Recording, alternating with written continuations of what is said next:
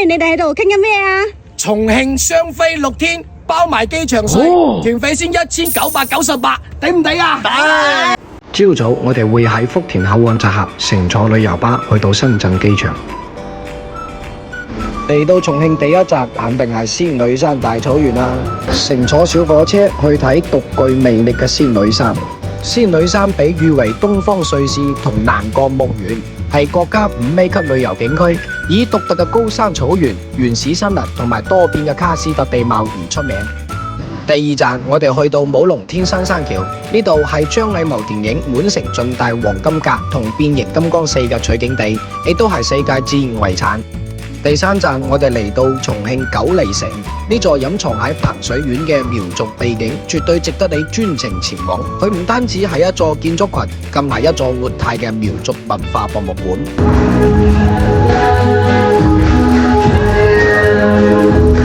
喺呢度，大家唔單止可以睇到苗族歌舞，仲可以感受到高山流水嘅敬酒儀式。呢個係佢哋苗家人對客嘅最高禮遇。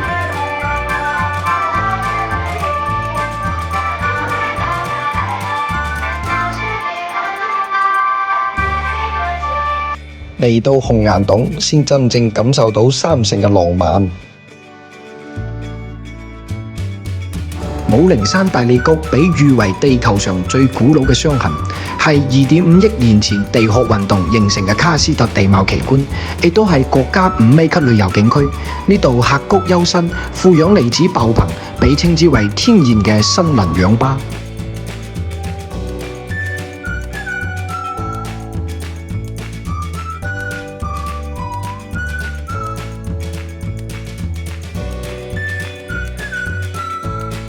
熱門打卡勝地李子壩川流輕軌同解放碑，我哋都會去到。最後，我哋上到城上天幕，可以睇到成個重慶城嘅美景。靚景睇完啦，就要感受下重慶特色重慶火鍋。當然，苗族蒸籠宴同羊肉湯鍋味道都超正。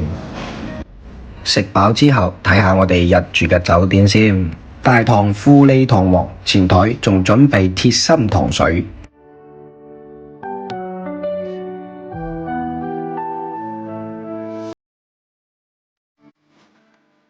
由中國大陸揀大美中國。